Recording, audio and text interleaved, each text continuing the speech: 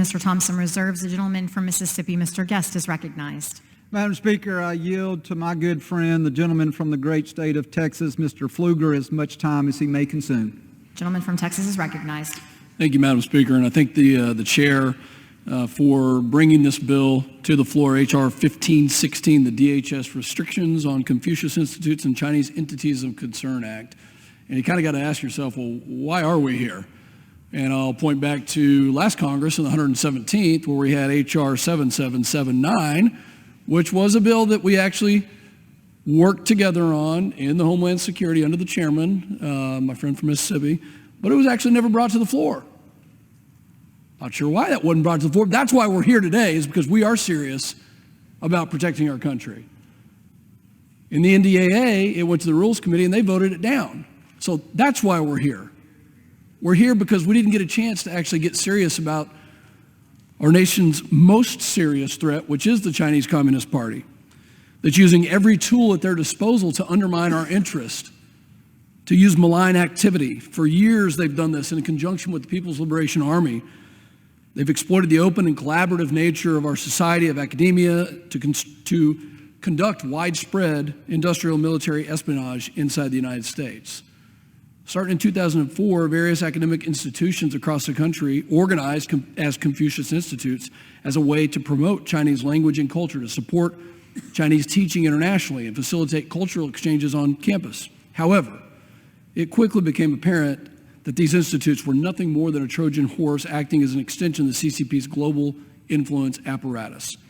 And these institutions and operations have allowed the CCP to develop and have an immense impact on the decisions made by academic institutions and enable individuals to spy for the CCP on activities across the country and promote the CCP's aggressive national strategy, most commonly known as the military-civil fusion, to help the People's Republic of China develop the most technologically advanced military in the world by 2049. Thankfully, our society has woken up to these dangers, and now we as Congress are taking steps to correct that course. In fiscal year 21, the National Defense Authorization Act prohibited DoD funding from going to institutions of higher education that host Confucius Institutes. And it is time for DHS to do the same. If DoD has done that, why are we treating DHS any different for their funding? We must make every effort to protect Americans' tax dollars from being used to fund the CCP's nefarious activities. The legislation we're discussing today, H.R. 1516, ensures that schools prioritize the security of their scientific research and technological development efforts above a paycheck from the CCP or entities affiliated with the PLA. Specifically, this legislation restricts DHS funding from going to universities who maintain relationships with entities connected to the CCP or support the People's Republic of China military-civil fusion program. This safeguards our American taxpayer dollars. It safeguards our society, and more importantly, this is a bill that guarantees that U.S. institutions are free from the CCP's malign influence, protects students and faculties who speak out, and think about the research papers that are written that actually tell the truth about what's going on inside mainland China. This protects those students to be able to have the ability to write those things. Many of my colleagues today might argue that this bill is not the same bill passed out of committee last Congress. They're correct. It's far stronger than last bill. And since the beginning of Congress, we've seen multiple instances of the dangers the CCP poses to the United States. In fact, we have a China Select Committee to just investigate those differences. The threat landscape has changed. Instead of a strategy of appeasement that's been offered by this administration, let's have a strategy of strength that deters action that would undermine our national security. I really don't understand the pushback on this for technical reasons. Get with the program and let's get behind the security of this United States. Think about the surveillance balloon that was flown across the continental United States.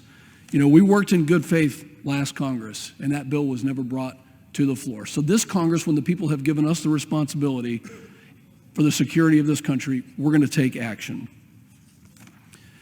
There will be individuals who bring up the fact that there are only 5 known Confucius Institutes left in the United States and that they are no longer a threat.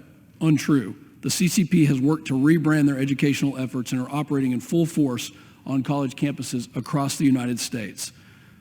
There's little to no transparency from universities and what type of assistance they receive from the PRC. And data collected by the Department of Education shows that universities in the United States have collected over $3.8 billion from entities connected to the PRC and the CCP. Some will argue that this bill is too restrictive. Well, according to GAO, the Secretary of Defense has never issued a waiver. It's never been necessary to issue a waiver. That's why we're taking a strong stance at this time with regards to DHS funding. We cannot allow any of these malign activities or actions to continue to undermine the United States. You're either going to take a step in support of the strength of the United States and push back on the CCP and rightfully identify that they want to undermine us in every single area, militarily, information-wise, diplomatically, and economically, or you're going to be on the side of somebody else's security. I know where I stand. I want to thank Chairman Green. I want to thank staff member, in particular Chase Savage, who has done an amazing job of not letting this issue go and maintains a strong stance. Madam Speaker, thank you, and I yield back.